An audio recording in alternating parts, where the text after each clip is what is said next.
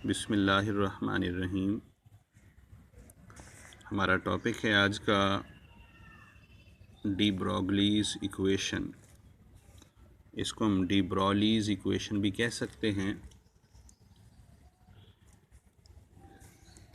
Max Planck की quantum theory के मुताबिक लाइट के जो फोटॉन्स होते हैं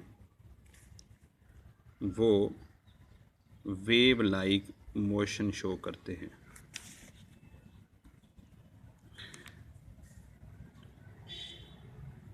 लुई डी ब्रोगली ने कहा कि लाइट के फोटॉन की मिसल वेरी स्मॉल मटेरियलिस्टिक पार्टिकल्स यानी माइक्रोस्कोपिक पार्टिकल्स भी मूव करते हुए वेवी मोशन शो करेंगे। लिहाजा इलेक्ट्रॉन्स, प्रोटॉन्स, न्यूट्रॉन्स, सब एटॉमिक पार्टिकल्स और एटम्स, मॉलिक्यूल्स, ये तमाम अपनी मूवमेंट के दौरान वेव लाइक मोशन एग्जिबिट करते हैं। सिंपली अगर हम देखें कि न्यूक्लियस के गिर्द अगर इलेक्ट्रॉन मूव कर रहा है तो वो वेवी पाथ को फॉलो करेगा, ऐसे मूव करेगा। इसकी फाइनल इक्वेशन बनती है lambda is equal to h over p. P यहाँ पे मोमेंटम है और इसके बारे में हम फेमिलियर हैं कि ये एम वी के बराबर होता है। लिहाजा ये इक्वेशन बन जाएगी lambda is equal to h over m v. Lambda ये वेवलेंथ है, एच प्लांक्स कांस्टेंट है, जबकि एम मूविंग माइक्रोस्कोपिक पार्टिकल की मैस है और वी वो वेलोसिटी है जिसके तहत ये पार्टिकल मूव करता है। डेरिवेशन ऑफ इक्वेशन 1924 के अंदर इन्होंने इक्वेशन को डिराइव किया और इस थ्योरेटिकल वर्क के कामयाब होने पे इन्हें नोबेल प्राइज़ से नवाजा गया। मैक्स प्लैंक की इक्वेशन है E is equal to h nu, जो फोटॉन की एनर्जी को जाहिर करती है। आइंस्टाइन की इक्वेशन जो एनर्जी और मैटर के रिलेशनशिप को जाहिर करती है वो है E is equal to m c square, मशहूर ज़माना इक्वेशन है। इन दोनों की चूँकि लेफ़्ट हैंड साइड्स बराबर हैं, लिहाजा इक्वेशन 1 और 2 को जब हम कंपेयर करेंगे ये बन जाएगी h nu is equal to m c square. Nu चूँकि फ्रीक्वेंसी है और ये वेलोसिटी ओवर वेव लेंथ के इक्वल होती है, लिहाजा न्यू की जगह हम सी ओवर लैम्डा पुट कर सकते हैं। सी एक सी से कट जाएगा, बकिया हमारे पास ये इक्वेशन रिड्यूस होके h over lambda is equal to m c रह जाएगी। लैम्डा को इस तरफ ले जाएं, एम सी इस तरफ ले आएँ तो ये डिवाइड हो जाएगा। Lambda is equal to h over m c. ये फोटॉन के लिए फाइनल इक्वेशन बनती है। अगर हम फोटॉन के अलावा, लाइट के अलावा अदर माइक्रोस्कोपिक पार्टिकल्स को डिस्कस कर रहे हैं तो हम वेलोसिटी ऑफ लाइट की बजाय वेलोसिटी ऑफ पार्टिकल यहाँ पे पुट कर सकते हैं इसकी जगह पे। लिहाजा सी की जगह पे वी आ जाएगा। Lambda is equal to h over m v. ये इक्वेशन वेव पार्टिकल डुअलिटी को साबित करती है कि पार्टिकल हमेशा वेव लाइक मोशन शो करते हैं। डी ब्रोगलीज़ इक्वेशन कहाँ कहाँ अप्लाई हो सकती है?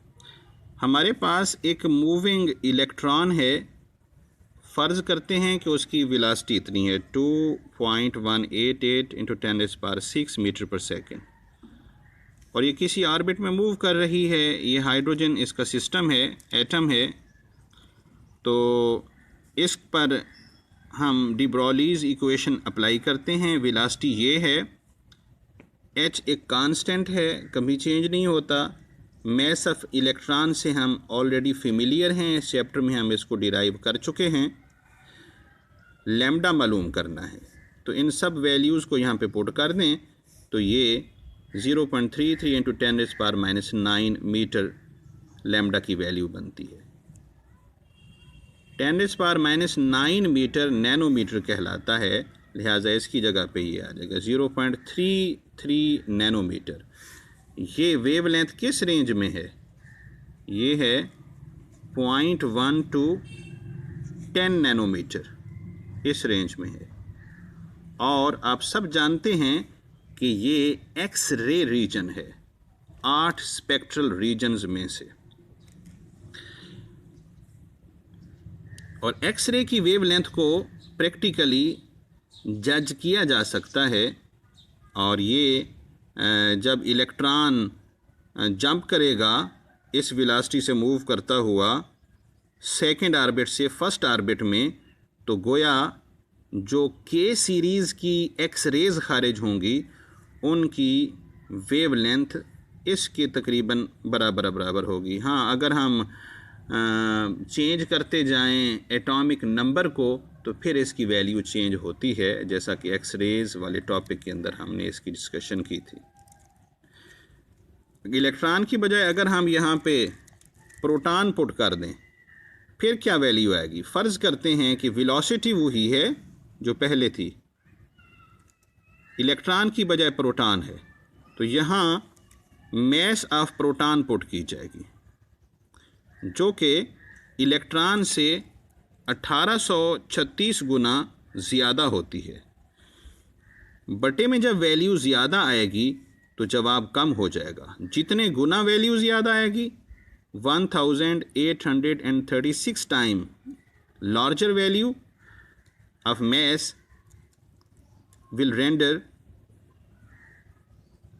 1836 गुना कम वैल्यू हमें ये प्रोवाइड करेगी लैम्डा की। अगर हम अल्फ़ा पार्टिकल को इसकी जगह पुट करते हैं तो हम जानते हैं अल्फ़ा पार्टिकल में 2 प्रोटॉन्स 2 न्यूट्रॉन्स होते हैं। प्रोटॉन और न्यूट्रॉन की मास तकरीबन बराबर होती है, लिहाजा एक प्रोटॉन से ये 4 गुना भारी हो जाएगा, 7344 गुना। इसको आप लोगों ने रट्टा नहीं लगाना, ये बाज़ात MCQs में, ये शॉर्ट क्वेश्चन में चीज़ें पूछ ली जाती हैं, तो इसको 4 से मल्टीप्लाई करके आप वैल्यू मालूम कर सकते हैं। तो मैस इतनी हो जाएगी, 7344 गुना ज़्यादा होगी ये मैस ऑफ इलेक्ट्रॉन से, लिहाजा वेव लेंथ भी 7344 गुना कम हो जाएगी। अब हम लेते हैं 1 ग्राम का हमारे पास स्टोन है, एक छोटा सा कंकर है जिसको हम फेंकते हैं और हमारी बाजू की ताकत चूँकि कम है, फ़र्ज़ करते हैं ये 10 मीटर पर सेकंड की वेलोसिटी से मूव करता है। लैम्डा की वैल्यू क्या होगी? Lambda is equal to h/mv। तो ये हमारे पास प्लांक्स कांस्टेंट, मैस हमने चूँकि किलोग्राम में पुट करनी है, ये 1 ग्राम जो होगा वो 10⁻³ किलोग्राम के बराबर हो जाएगा। ये वेलोसिटी है, लैम्डा की ये वैल्यू बनती है 6.626 10⁻32 मीटर। ये बहुत छोटी लैम्डा की वैल्यू है और इतनी छोटी वेव लेंथ को आज तक किसी भी इंस्ट्रूमेंट के ज़रिए से प्रैक्टिकली मालूम नहीं किया जा सकता। लिहाजा हम ये नतीजा अख़ज़ करते हैं कि जो मैक्रोस्कोपिक पार्टिकल्स हैं, बड़े ज़रे हैं, पत्थर है, जहाज़ है, घोड़ा है, इंसान है, ईंट है, इन चीज़ों को जब हम फेंकेंगे या मूव करेंगी तो गोया ये वेव लाइक मोशन शो ही नहीं करती, क्योंकि हम प्रैक्टिकली इसको मेजर नहीं कर सकते। 1927 में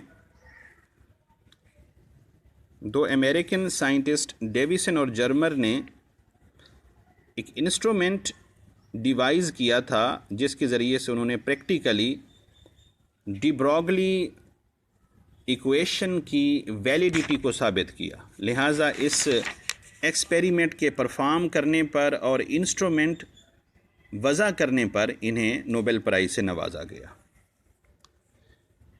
ये हाई वोल्टेज की बैटरी सोर्स है जहाँ से इलेक्ट्रॉन बीम प्रोड्यूस होती है स्लिट से गुजारा और इसको टारगेटेड निकल क्रिस्टल्स के ऊपर फॉल किया।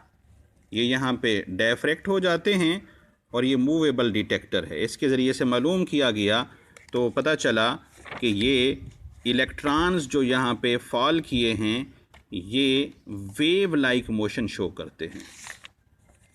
और इसका ये जो ग्राफ है intensity versus square root of accelerating voltage ये हमारे पास इस किस्म का आता है। बहरहाल ये हमारे सिलेबस के अंदर ये डायग्राम और ये चीज़ें तो नहीं है, अगर बना लेंगे तो प्लस पॉइंट है। तो इस तरीके से ये इंस्ट्रूमेंट वज़ा करने पे और डी ब्रॉगली इक्वेशन को प्रैक्टिकली साबित करने पे इन्हें नोबेल प्राइज़ से नवाजा गया। ओके जी, अल्लाह हाफिज़।